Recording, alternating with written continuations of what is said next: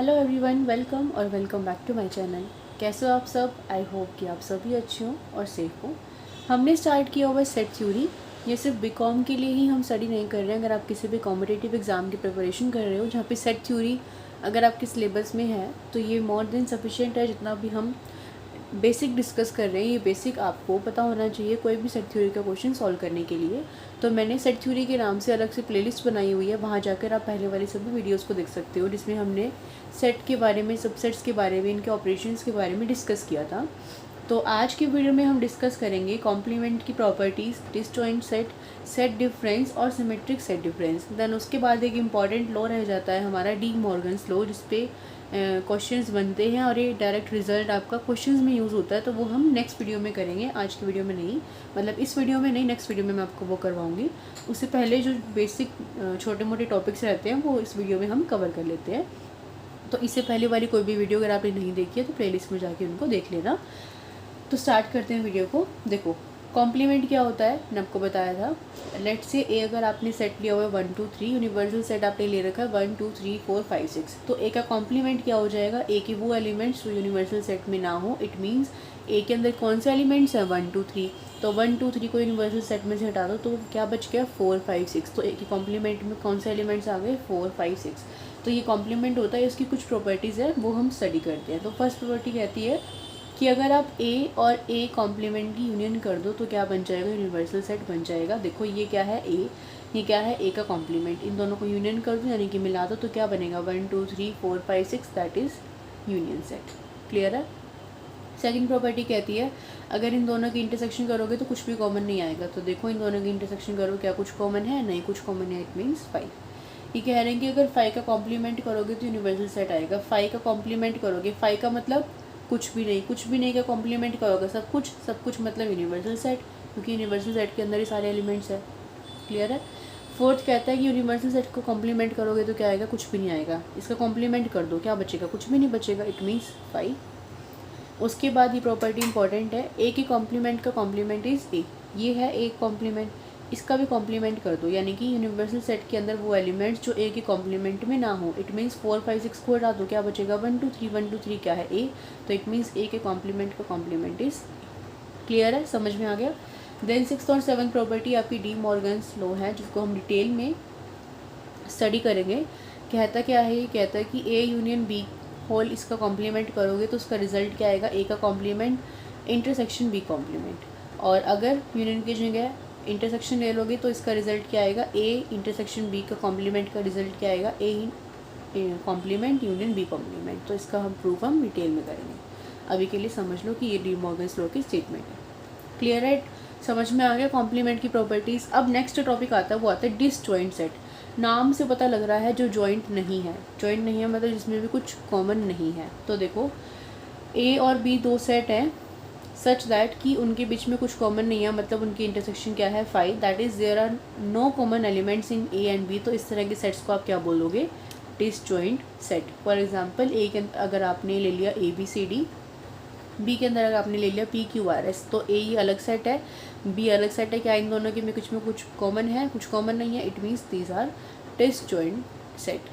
These are the examples of disjoint set. और example क्या हो सकते हैं? इंग्लिश अल्फ़ाबेट्स में कॉन्सोनेंट्स एंड वोवल। और एग्जाम्पल क्या हो सकते हैं? Set of odd and even natural numbers. और क्या हो सकता है? पैरेलल लाइंस पे सारे के सारे पॉइंट, तो कभी भी नहीं मिलते वो, तो डिसजॉइंट के सारे एग्जाम्पल है। क्लियर है? समझ में आ गया?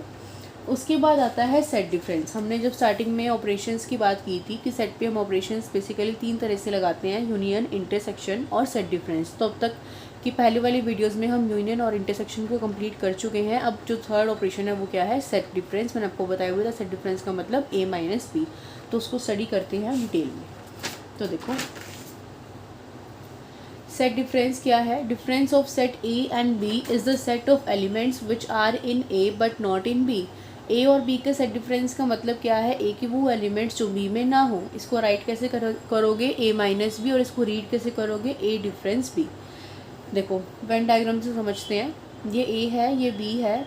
ए के वो एलिमेंट्स जो बी में ना हो। देखो बी के अंदर इसके ये वाले एलिमेंट्स, ये इसकी बाउंड्री यहाँ तक आ रही है, तो ये वाले एलिमेंट्स जो हैं वो ए के है लेकिन जा तो वो बी में भी रहे हैं, तो इसका मतलब ये चीज़ नहीं आएगी, तो ये चीज़ हमने छोड़ दी। तो ये क्या बचा, ए के वो एलिमेंट्स जो बी में ना हो, it means A minus B. और इसको ड्रॉ करते हुए एक बात याद रखना, ए को छोटा ड्रॉ करना, बी को बड़ा ड्रॉ करना। क्यों?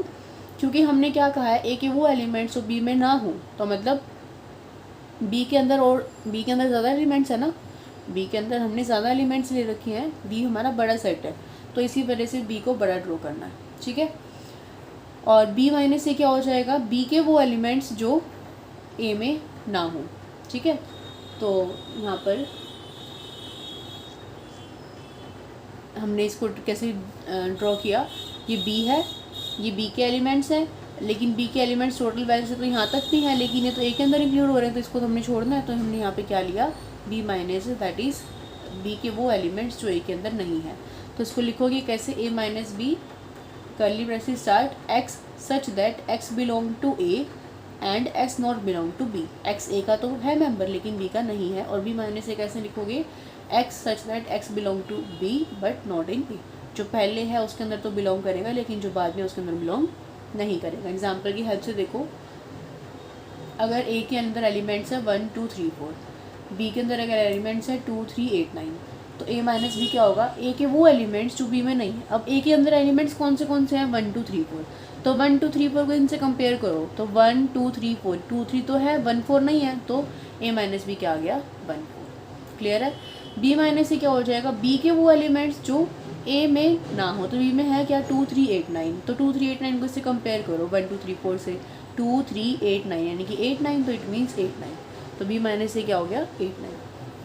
अब अगर मैं ए माइनस ए निकालूँ, ए के वो एलिमेंट्स जो ए में ना हो, तो ए के अंदर तो ए वाले सारे एलिमेंट्स होंगे, इट मीन्स कुछ भी नहीं आएगा, तो इट मीन्स 5। ऐसे ही बी के वो एलिमेंट्स जो बी में ना हो, ऐसा कोई एलिमेंट है नहीं कि जो बी का बी में ना हो, वो तो होगा ही, इट मीन्स 5। क्लियर है, समझ में आ गया। तो ये था आपका differences of set A minus B और बी माइनस ए। अब आता है एक topic, symmetric differences of set.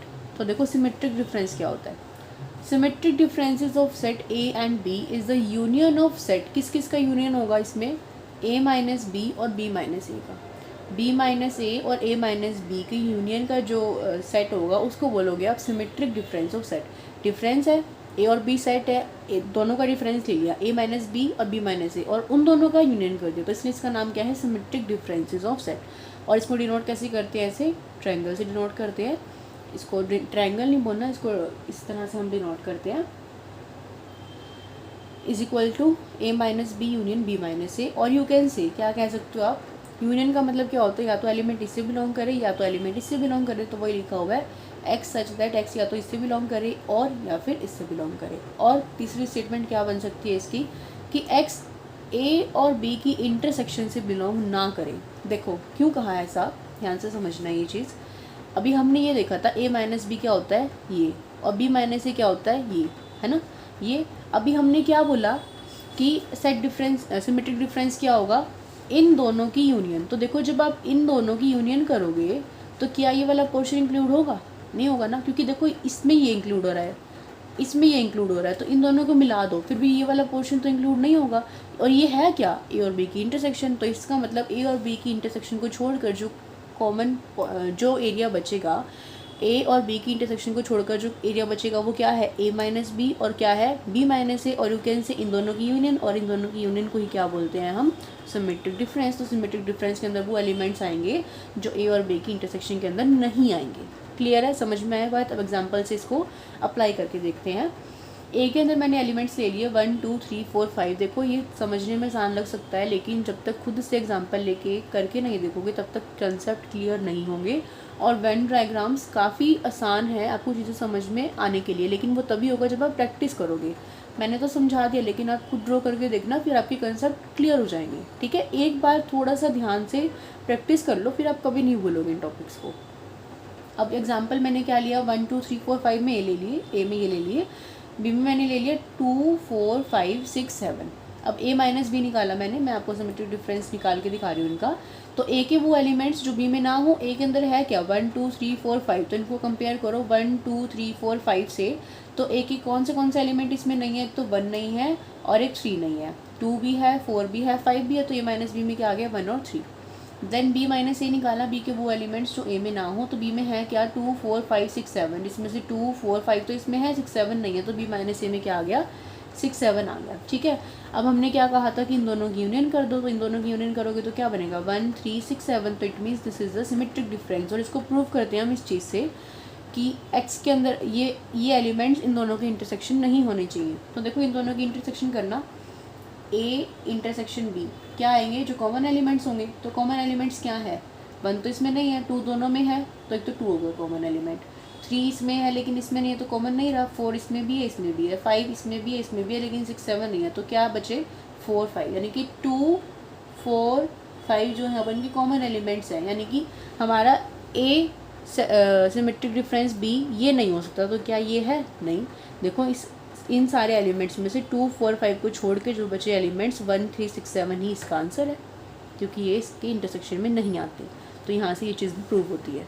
समझ में आ गया, क्लियर है कॉन्सेप्ट। क्या पढ़ा हमने, कॉम्प्लीमेंट की प्रॉपर्टीज़ पढ़ी, सेट डिफरेंस पढ़ा और सिमेट्रिक डिफरेंसेस ऑफ सेट पढ़ा। तो आज की वीडियो को इतने रखेंगे, मतलब इस वाली वीडियो को भी मैं नेक्स्ट वीडियो साथ में अपलोड कर दूँगी, क्योंकि डी मॉर्गन्स लॉ एक अलग टॉपिक है, कॉन्सेप्ट है, तो इसीलिए मैं चाहती हूँ कि उसकी मैं अलग से वीडियो बनाऊँ। बनाने को मैं इसमें भी, कराने को इसमें भी करा सकती हूँ, क्योंकि वीडियो 11 मिनट की ही हुई है अभी, लेकिन फिर आपको वीडियो नहीं मिलेगी, क्योंकि मैं थंबनेल पर अगर मैं डी मॉर्गन्स लॉ लिख दूँगी तो आपको ये वाले टॉपिक्स नहीं पता चलेंगे, फिर इसमें ये है। तो इसलिए डी मॉर्गन्स लॉ की अलग से ही वीडियो मैं बना देती हूँ, ताकि आपको जब भी आप सर्च करो, जब भी आप पढ़ो, तो आपको वो टॉपिक इजीली मिल जाए। काफ़ी आसान है, कुछ मुश्किल नहीं है, वो बिल्कुल आसान सा टॉपिक है। ठीक है, तो इस वीडियो को इतना ही रखते हैं। इस वीडियो के रिगार्डिंग अगर आपको कोई भी डाउट हो तो कमेंट सेक्शन में कमेंट करके पूछ लेना। चैनल पे अगर आप नए हो तो चैनल को प्लीज़ सब्सक्राइब कर देना, अपने सभी फ्रेंड्स के साथ वीडियो को शेयर कर देना, वीडियो को लाइक कर देना, और कुछ भी पूछना हो तो कमेंट सेक्शन में कमेंट करके पूछ लेना। वीडियो समझ में आ गई हो तो भी कमेंट करके बता देना, उससे हमें वीडियो बनाने के लिए मोटिवेशन मिलता है। तो मिलते हैं फिर नेक्स्ट वीडियो में, तब तक के लिए bye bye, take care, Radhe Radhe.